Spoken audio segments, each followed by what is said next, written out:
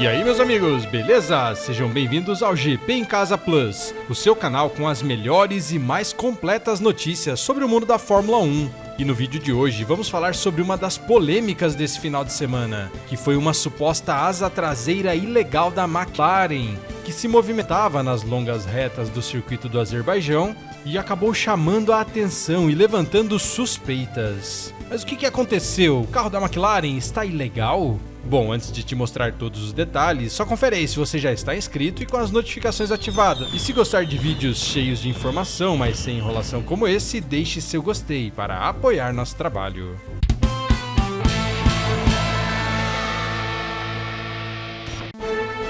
Nas últimas corridas, o carro da McLaren se tornou o mais forte da Fórmula 1, ultrapassando inclusive o poderoso RB20 da Red Bull. Com agora a equipe sendo a nova líder do campeonato de construtores e Lando Norris se aproxima a cada corrida de Max Verstappen no campeonato de pilotos. E devido a esse salto de desempenho a cada corrida que passa, todos ficam de olho no carro da McLaren para tentar entender o que causou esse aumento. Com a Red Bull denunciando a FIA uns tempos atrás que a asa dianteira do carro da McLaren estaria se flexionando demais, com a FIA afirmando que essa área do carro foi inspecionada e está legal, de acordo com os regulamentos. E agora a polêmica surgiu na asa traseira, já que algumas imagens têm circulado mostrando o flap do DRS, ou seja, a última placa dessa asa, se distorcendo em altas velocidades, o que formou como que um mini DRS nas extremidades, nos cantos dessa asa,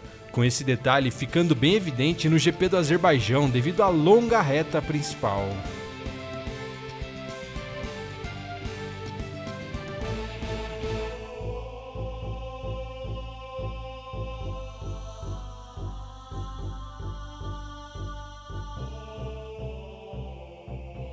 E essa movimentação parece algo muito pequeno, mas com os carros tão sensíveis como os atuais da Fórmula 1, qualquer mínimo ganho pode fazer a diferença na hora de ganhar ou defender uma posição na pista. Mas então, o que acontece com o carro da McLaren? Por que essa asa traseira está se movimentando assim, sendo que ela passou nos testes da FIA que dizem que ela não é flexível? Bom, para entender melhor o que acontece, primeiro temos que analisar o material com o qual essa asa traseira foi construída, a fibra de carbono. Esse material é um dos mais usados na construção dos carros de Fórmula 1 atuais, já que ele é muito leve, flexível e se adapta bem à complexidade dos carros, tornando eles rápidos, funcionais e leves ao mesmo tempo. E já não é de hoje que os engenheiros das equipes tentam entender melhor esse material, de uma forma a tirar dele o máximo possível, se aproveitando, por exemplo, da flexibilidade que a fibra proporciona. Devido a isso, a FIA criou regras para limitar essa flexibilidade das peças,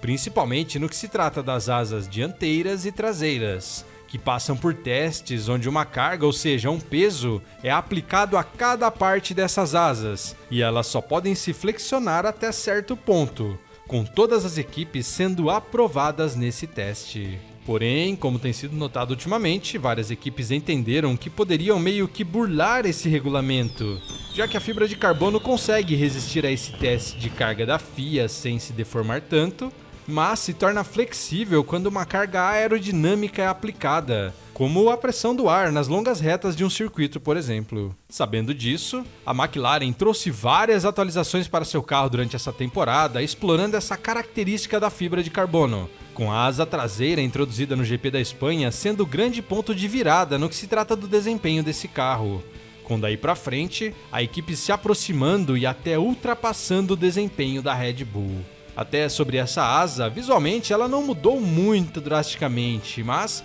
os materiais utilizados, a especificação da fibra de carbono é que foi alterada. E devido a essa atualização, a McLaren tem conseguido utilizar uma configuração de maior arrasto aerodinâmico nas asas traseiras do que as equipes rivais, com esse detalhe sendo notado em várias das últimas corridas, o que dá a eles um ganho de tempo considerável em curvas e áreas mais travadas de um circuito. Porém, quando chega às retas, na teoria era para esse carro ter menos velocidade, já que com uma asa traseira maior, o arrasto seria maior e a velocidade máxima seria menor. Mas com essa característica da flexibilidade dessa asa, A perda que eles teriam é compensada com uma pequena abertura que aparece nos cantos dessa peça, onde em altas velocidades a placa responsável pelo DRS se flexiona um pouco e abre uma pequena passagem para o ar, reduzindo o arrasto e dando alguns quilômetros por hora a mais para a equipe.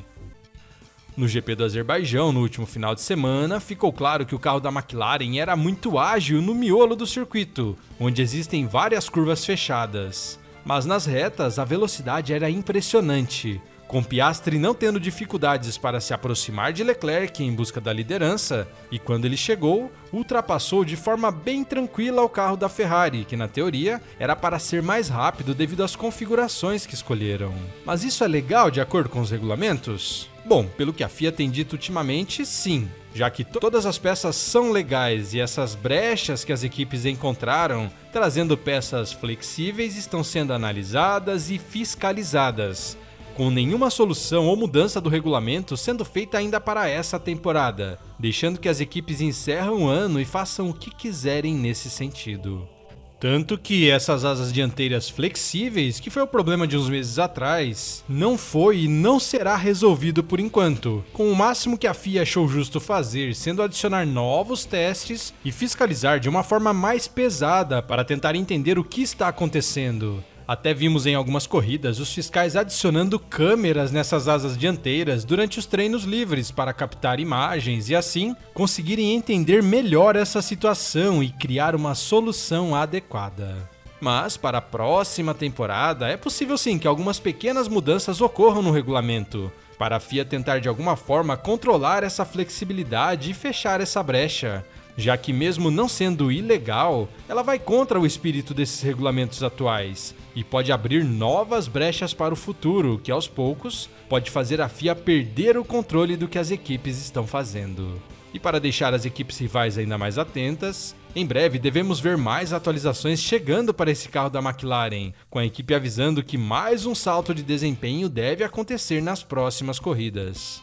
E também vale ficarmos de olho nas equipes rivais, já que não deve demorar muito para algumas delas tentarem replicar esse mini DRS em busca de um pouco mais de desempenho nas pistas, com a própria Red Bull avisando que caso a FIA não tomasse uma atitude para bloquear essas asas flexíveis, eles também trariam essa característica polêmica para seu carro em breve, já que não vão ficar de braços cruzados vendo outras equipes ganharem desempenho e talvez ganharem até o campeonato com essas supostas asas irregulares. Bom, muita polêmica, mas me conte nos comentários o que você pensa sobre essa descoberta da McLaren. Acha que eles estão certos ou a FIA deveria bloquear essas asas flexíveis?